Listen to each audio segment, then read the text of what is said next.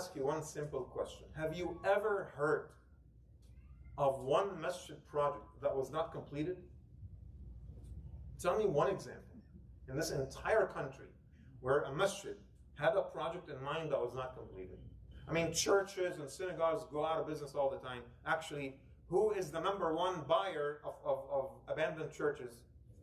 It's us, right? It's us. We keep Allah's name mentioned in those places, subhanAllah, right? And so, yeah, churches will go out of business, they fail in their project, but I've never seen a Muslim community that failed, which also means that our masjid back in Ohio would have been built with or without this brother. Wouldn't you agree? It would have still happened. So the benefit here was for the brother or for the house of Allah? He's the one that benefited. The house of Allah would have been built anyway. So when I present to you in my heart, I know that all of these projects that I share with you throughout, I know I sound like a broken record. Some of you are like, how does the Imam do this every single night? Man, don't you get tired of this? Don't you get tired? Fundraising. You know what? I don't mind. You can think anything that you want. But at the end of the day, look at this space of ours. Was this here with us 6 years ago? It was not. This place was used by a company. There was cubicles and offices and conference rooms right here, where you're sitting, right here. I actually remember taking the sledgehammer to those walls myself. You know, when we started, organizing this space.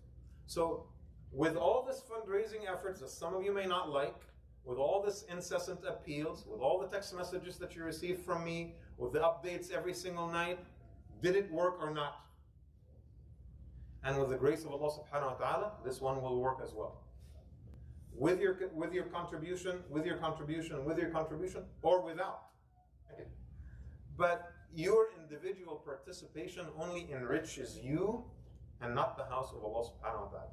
My job here is to just open the door and to look at the account at the end of Ramadan and see how much we made. And inshallah ta'ala, every single year we raised more than what we've asked for. Is there a reason for us to think that this year is going to be any different? Inshallah ta'ala, no. Make sure that when Allah invites you through the door, that you actually walk through the door, that you contribute. Don't let the month of Ramadan pass when other people have carried the weight of Allah's house, but you did not.